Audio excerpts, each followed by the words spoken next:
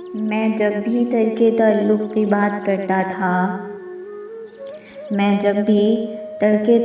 بات کرتا تھا وہ روکتی تھی مجھے، کل پہ ٹال رکھتی تھی۔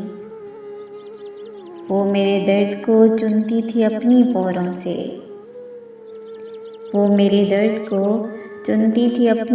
سے، وہ میرے واسطے خود کو نہ ڈھال رکھتی تھی۔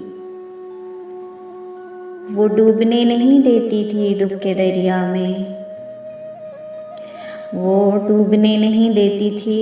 دریا میں، میرے وجود کی ناؤ اچھال رکھتی تھی۔ دعائیں اس کی بلاؤں کو روک لیتی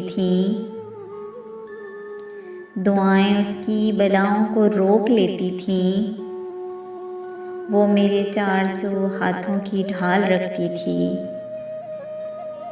ایک ایسی دھن کہ نہیں پھر کبھی میں نے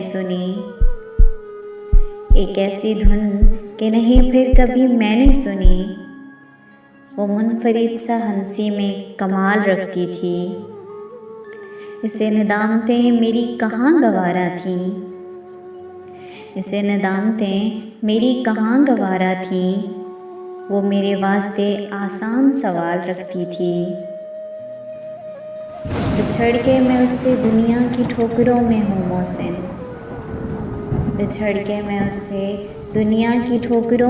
محسن، وہ پاس تھی تو مجھے لازوال رکھتی تھی۔